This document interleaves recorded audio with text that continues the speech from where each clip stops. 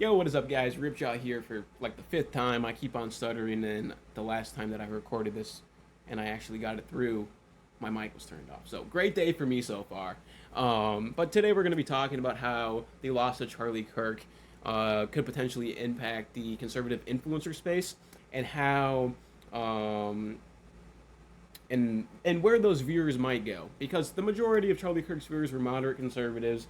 Charlie Kirk himself is a moderate conservative, and if you don't agree with that, I would advise you to watch some of Charlie Kirk and then watch some of Nick Fuentes, to be honest. Because if you sit down and tell me that we can categorize Charlie Kirk and Nick Fuentes under the same umbrella term, I'm just gonna look at you like you're stupid. Because in the end you are. And you're not formulating your own ideas, you're not formulating your own opinions, you're just listening to the broader message and not having the critical thinking skills to go and actually listen to what someone's saying just because you don't agree with them. So the main point that I wanted to talk about was, or we'll save that for a little bit later, but if anyone's here who wasn't a supporter of Charlie Kirk or didn't know who Charlie Kirk was, the best way for you to kind of understand what the viewers of Charlie Kirk are going through is, imagine if your favorite podcaster got assassinated. How would you feel? You would probably feel pretty terrible because you probably built up a somewhat parasocial relationship with this podcaster. I'm not saying that that's a bad thing to build, or it's not always a bad thing to build up a parasocial relationship with a podcaster. Most of the time it is, but I'm saying not all the time. It's not bad all the time. And just imagine them getting killed and how angry, frustrated, and like sad you would be, just because after watching someone for 4 to 6 hours multiple times a week or even once a day, you kind of get to know that person's characteristics or character, who they really are as a person, and you get to understand them at a deeper level than compared to someone who's just talking for like 10 to 15 minutes and putting out a YouTube video. So that's how I would like people who either don't support Charlie Kirk or don't know who Charlie Kirk is to kind of internalize this. And that brings me on to my first point, which is going to be talking about how, like, where are these people going to flock to now that there's just this big gaping hole in the conservative political landscape? And I know this is just his first stream since then, and it's about Charlie Kirk, so there could be just some former Charlie Kirk fans coming in and just checking it out and seeing what Nick wants to say about Charlie Kirk's passing. And so we'll just kind of see how his next live streams go. But as you can see, I mean, most of the time he gets between 4 to 5, sometimes 300,000, 400 to 500,000 views, right? And he occasionally gets one that pops off, like, or if he's like talking about someone famous like Tucker Carlson, Nick Fuentes, any other examples down here? You know, the Iran war, or when he debates a leftist, he gets closer to 800 to 900,000 views, but he currently has 1.6. I will say 1. It's going to get to 1.7 probably by the time you're watching this. 1.7 million views on his live stream about the assassination of Charlie Kirk, which is about 4 times his average. And if I was a Democrat and I was celebrating the death of Charlie Kirk, and I saw this, I'd be shaking in my fucking boots.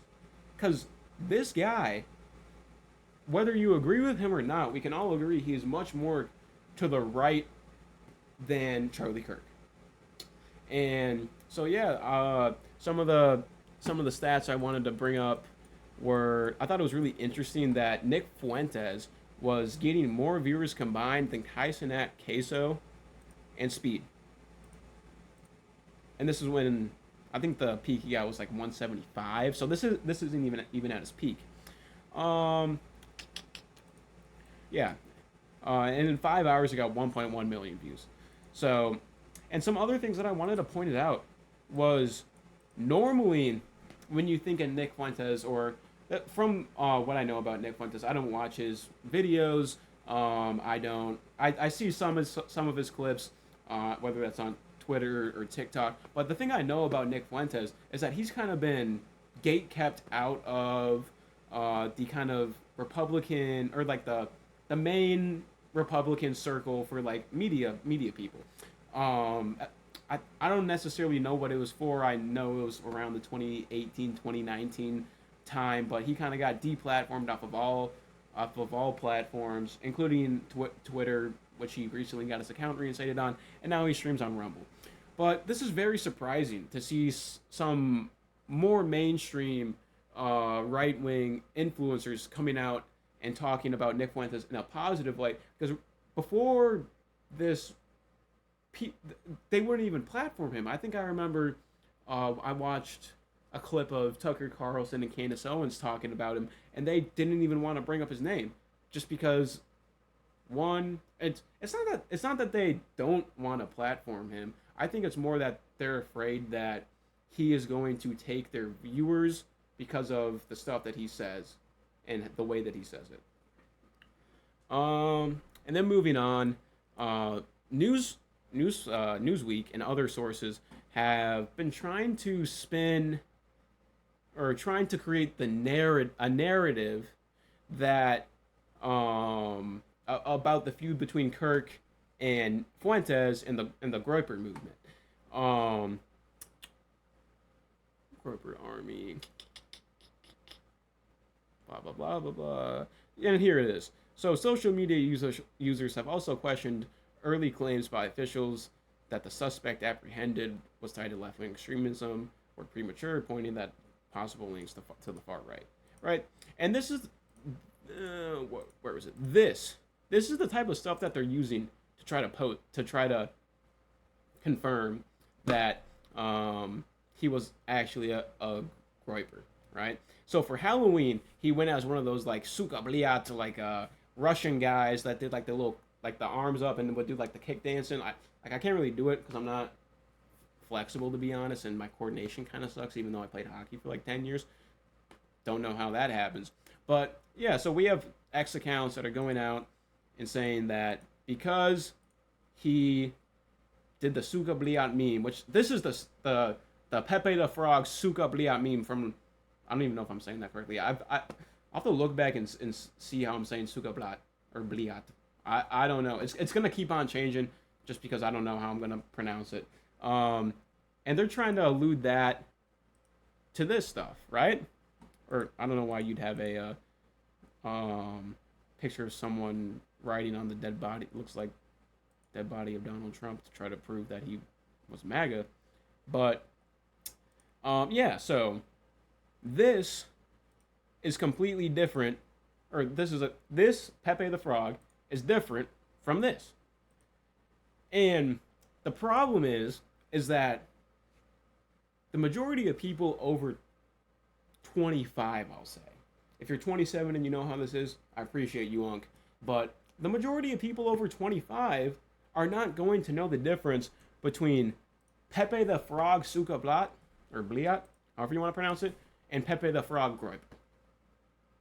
And this is the shit that we actually have to talk about, because this is the shit that's being pushed. As silly as it sounds, you have to know the differences between, you have to be educated in memes. Now, did I know that this was Groyper, whatever, beforehand? No. But if I went on to this page as a 20-year-old male who grew up with like MLG memes and shit like that, and you show me homeboy like this in the Adidas tracksuit, I'm gonna be like, and it's 2018 on top of that, I'm gonna be like, okay, he fucked with like the Russian drinking memes and and like there's a couple like songs that went really popular that were like Russian back then that were wearing Adidas tracksuits, right? So you have to be able to. I'm not saying that you have to be able to, but people have to be more informed. And like going back to this, right? This is completely different from this, and even the context is. So, pretty sure I already went over this, but is there anything else I want to talk about? Oh yeah. I think Aiden Ross.